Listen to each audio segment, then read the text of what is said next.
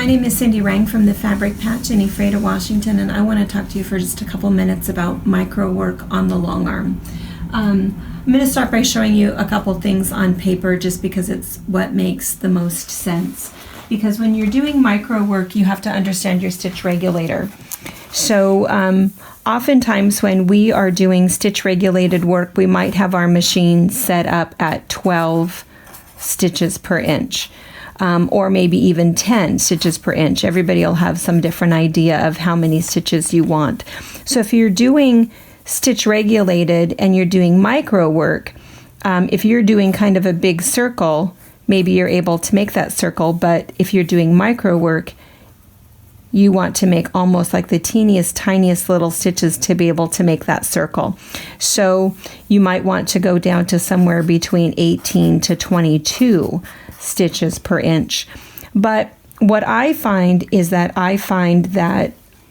it works better for me when I turn my stitch regulator off. Let me show you what I mean.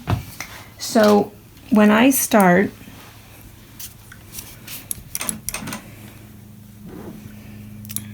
and right now I'm on stitch regulated mode, so maybe I'm just going to do a tiny little stipple. So if you look at this stipple close up, you can see it looks, I wouldn't necessarily say jaggedy, but it is kind of jaggedy. You can see where there's like stitches, and you can kind of see a line. So I'm currently set at 12 stitches per inch, which obviously is too big. I could go ahead and move it down. But for me personally, what works, I'm going to reach in front of you, is I'm going to turn my stitch regulator off. I'm going to turn mine up. I run without my stitch regulator at about that speed. And so then I'm able to go ahead and do whatever I want to do. And I have a nice curvy look. So, and to think about that, what you want to keep in mind is that whatever machine you have, it doesn't really matter. If you're in stitch regulator mode, you have to move the machine for those end coders to go ahead and power your needle bar. So that's why when you're doing something in stitch regulator mode, if you're only moving a tiny little bit at a time, you might get what we affectionately refer to as the herky-jerkies. But if you're in non-stitch regulated mode, you've got to keep moving because, of course, your needle is going to go no matter how fast you go.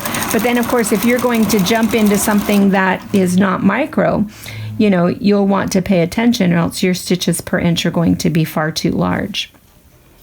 But if you're doing something like pebbles, and if you're doing pebbles,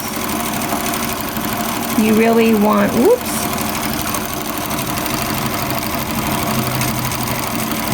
you really want it to be round.